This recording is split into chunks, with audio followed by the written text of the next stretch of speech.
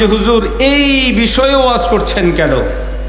এই বিষয়ে ওয়াজ করার কারণ হলো ইবাদত, নামাজ, রোজা, হজ, যাকাত এগুলো আমরা বুঝলেও রাষ্ট্র পরিচালনাও যে ইবাদত এটা আমরা অনেকেই বুঝি না। ঠিক না? জোরে বলেন না।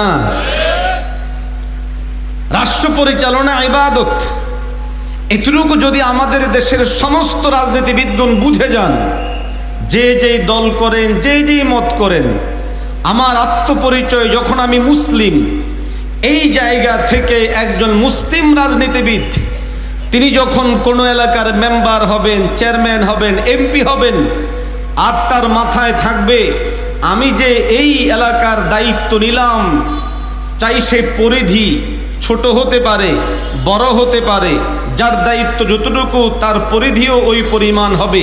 তো পরিধি অনুযায়ী ওই বান্দা তখন তার মাথায় এই চিন্তা নেবেন, এটা কিন্তু ইবাদত।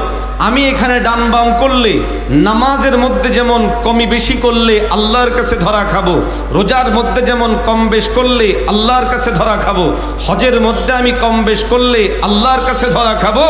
রাষ্ট্র পরিচালনার দায়িত্ব নেওয়ার পর আমি যদি কম বেশ করি তাহলেও আমি ধরা খাবো কার কাছে? খুব অল্প সময়ে ছোট্ট একটা বিষয়ের উপর আপনাদের সামনে কিছু কথা বলবো। বর্তমান প্রেক্ষাপটে আমাদের জন্য করণীয় নির্ধারণের ক্ষেত্রে মানদণ্ড কি হবে? অনেক সময় আমরা এই মানদণ্ড ঠিক না রাখতে পারার কারণে ক্ষতিগ্রস্ত হই, বিপদগ্রস্ত হই। বিশেষত কিছু কিছু বিষয় এমন আছে যেই বিষয়গুলোকে আমরা ইসলামের আওতাধীন, ইসলামের ভিতরের জিনিসই মনে করি না, অথচ ওই জিনিসগুলো ইসলামের ভিতরের জিনিস, গুরুত্বপূর্ণ জিনিস।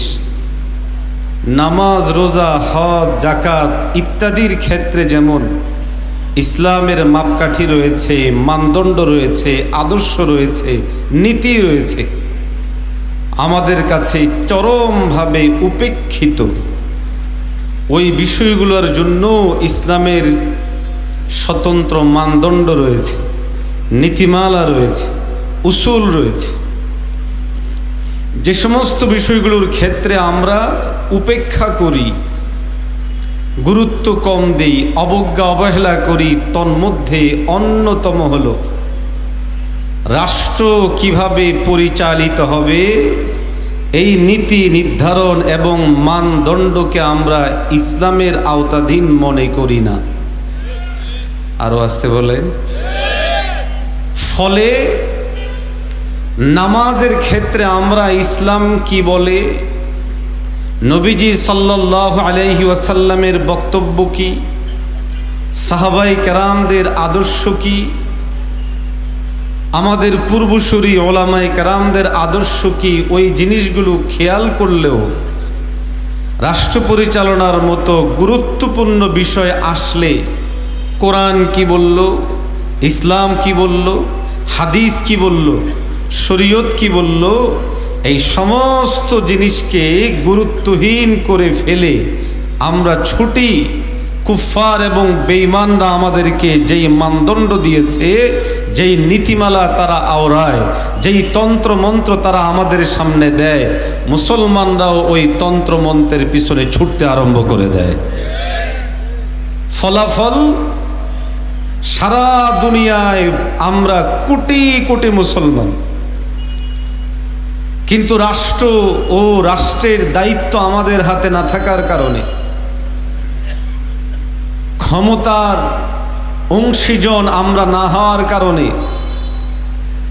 ক্ষমতার ওই জায়গায় ইসলাম প্র্যাকটিস না হওয়ার কারণে, ইসলামের নীতি আদর্শগুলো ওই সমস্ত জায়গায় না মানার কারণে দিন বদিন মানুষের সামনে ইসলামের সৌন্দর্য নষ্ট হচ্ছে, আমরা ক্ষতিগ্রস্ত হচ্ছি। গোটা পৃথিবীতে ইসলাম প্রতিষ্ঠার পথ রুদ্ধ হয়ে যাচ্ছে। অতএব এই মুহূর্তে আমাদের জন্য অত্যন্ত জরুরি এই বিষয়টা স্পষ্ট এবং সাফ করা।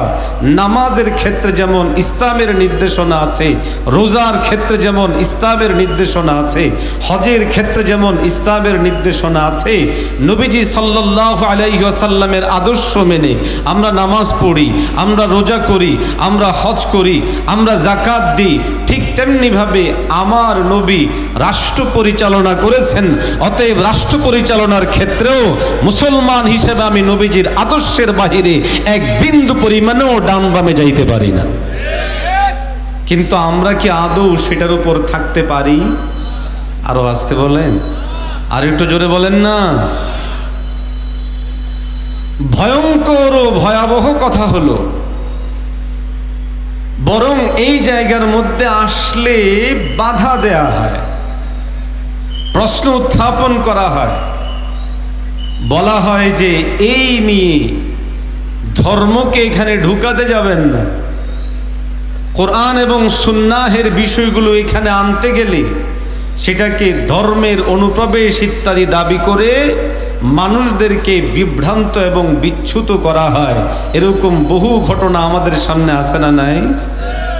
মোহতারাম হাজিরিন, এই জন্য খুব মোটা দাগে আমরা বিষয়টা বুঝব। নামাজ যেমন ইবাদত, কেন ইবাদত?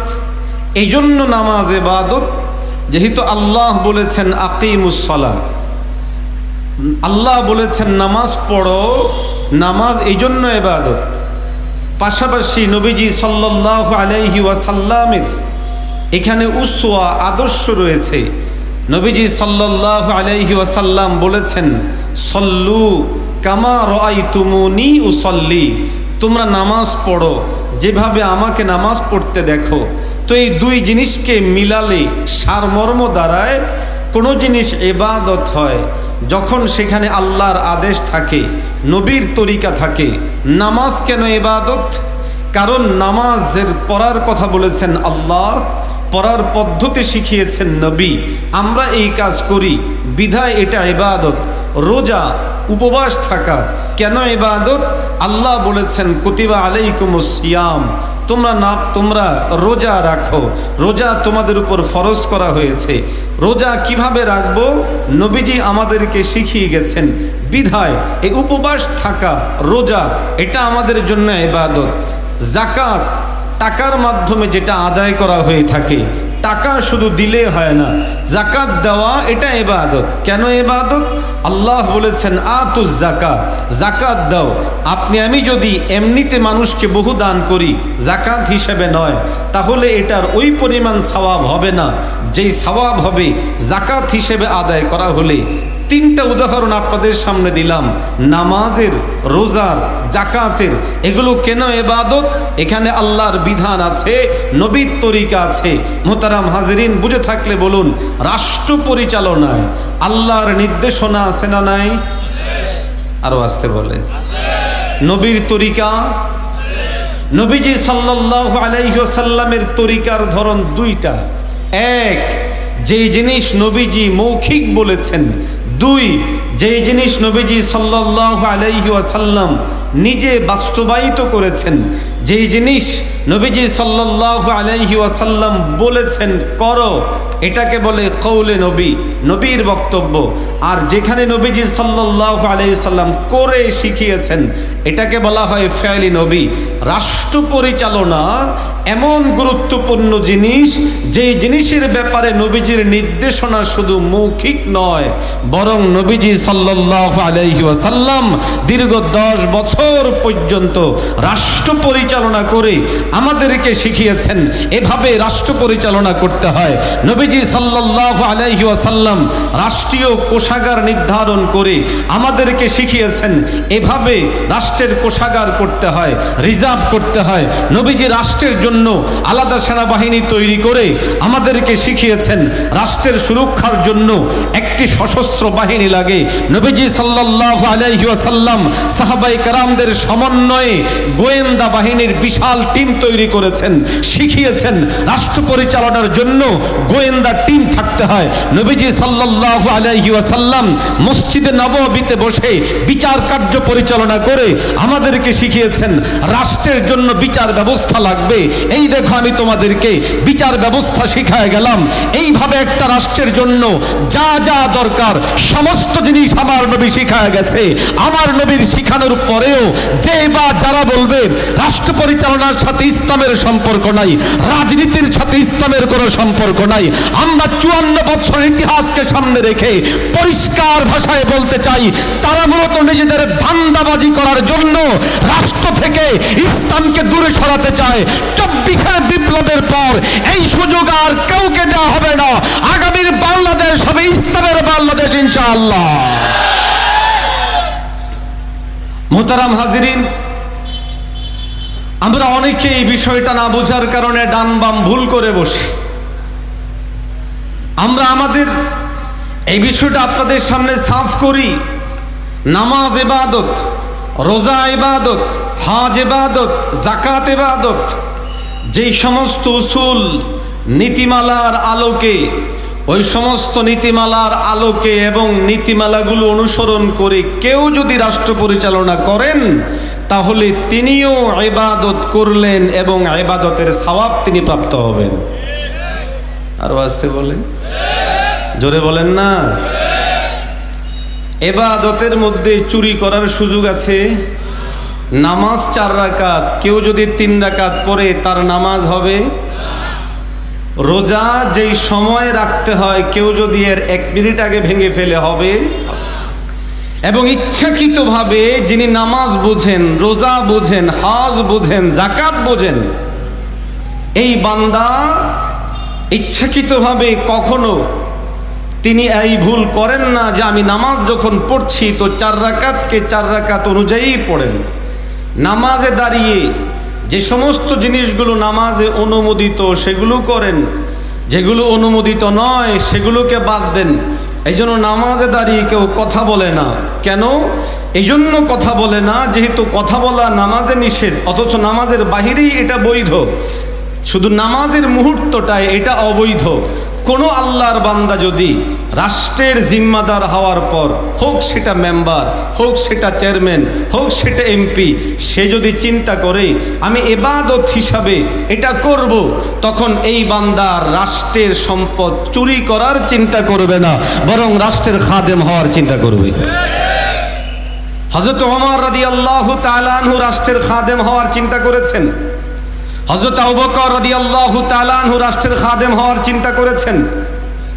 হযরত আলী রাদিয়াল্লাহু তাআলা আনহু রাষ্ট্রের খাদেম হওয়ার চিন্তা করেছেন। ফলাফল এই আল্লাহর বান্দাগণ নামাজের ক্ষেত্রে যেমন গুরুত্ব দিতেন, রাষ্ট্র পরিচালনার বিষয়গুলোকেও সেভাবে গুরুত্ব দিয়ে করতেন। রোজার বিষয়গুলো যেমন মাসআলা মাসাইলের সমস্ত জিনিস খেয়াল করে আদায় করতেন, ঠিক তেমনিভাবে রাষ্ট্র পরিচালনার বিষয়গুলোও পয়গম্বর আলাইহিস সালামের সুন্নাহকে সামনে রেখে, কোরআনুল কারীমের বিধানকে সামনে রেখে পরিচালনা করতেন। এই জন্য কেউ যদি রাজনীতিকে, রাষ্ট্র পরিচালনাকে ইবাদত হিসেবে নিতে চায়, আল্লাহর বিধান মেনে, নবীর তরিকা মেনে, সাহাবায়ে কেরামদের আদর্শ মেনে, ইসলামের পূর্বসূরি আহলুস সুন্নাহ ওয়াল জামার ওলামায়ে কেরামদের নীতিমালার আলোকে রাষ্ট্র পরিচালনা করলে ইনশাআল্লাহ সুম্মা ইনশাআল্লাহ রাষ্ট্র হবে শান্তির, রাষ্ট্র হবে মানুষের জন্য কল্যাণকর। আর যদি এই ধরনের নীতিমালাগুলো না মেনে করা হয় তখন রাষ্ট্র পরিচালনা, রাজনীতি করাটা হবে ধান্দামির। এই জন্য দেখা যায় আমাদের লোক সমাজে এই নীতিমালাগত বিভ্রান্তির কারণে যারা এখানে যুক্ত হয়, যদি আল্লাহর তরিকা, নবীর সুন্নাহ, সাহাবায়ে কেরামদের আদর্শ এখান থেকে বিচ্যুত হয়, তখনই দেখা যায় এই লোক নিজের স্বার্থ সিদ্ধি, অর্থকরী ইত্যাদি উপার্জনের পিছনে সে পড়তে থাকে। মোহতারাম হাজিরিন, আপনাদের কারো কারো মনে হয়তো আসবে যে হুজুর এই বিষয়ে ওয়াজ করছেন কেন? এই বিষয়ে ওয়াজ করার কারণ হলো ইবাদত, নামাজ, রোজা, হজ, যাকাত এগুলো আমরা বুঝলেও রাষ্ট্র পরিচালনাও যে ইবাদত এটা আমরা অনেকেই বুঝি না। ঠিক না? জোরে বলেন না। রাষ্ট্র পরিচালনা ইবাদত, এতটুকু যদি আমাদের দেশের সমস্ত রাজনীতিবিদগণ বুঝে যান, যে যেই দল করেন, যে যেই মত করেন, আমার আত্মপরিচয় যখন আমি মুসলিম, এই জায়গা থেকে একজন মুসলিম রাজনীতিবিদ তিনি যখন কোনো এলাকার মেম্বার হবেন, চেয়ারম্যান হবেন, এমপি হবেন, আর তার মাথায় থাকবে আমি যে এই এলাকার দায়িত্ব নিলাম, চাই সে পরিধি ছোট হতে পারে, বড় হতে পারে, যার দায়িত্ব যতটুকু তার পরিধিও ওই পরিমাণ হবে, তো পরিধি অনুযায়ী ওই বান্দা তখন তার মাথায় এই চিন্তা নেবেন, এটা কিন্তু ইবাদত। আমি এখানে ডান বাম করলে, নামাজের মধ্যে যেমন কমি বেশি করলে আল্লাহর কাছে ধরা খাবো, রোজার মধ্যে যেমন কম বেশ করলে আল্লাহর কাছে ধরা খাবো, হজের মধ্যে আমি কম বেশ করলে আল্লাহর কাছে ধরা খাবো, রাষ্ট্র পরিচালনার দায়িত্ব নেওয়ার পর আমি যদি কম বেশ করি তাহলেও আমি ধরা খাবো কার কাছে?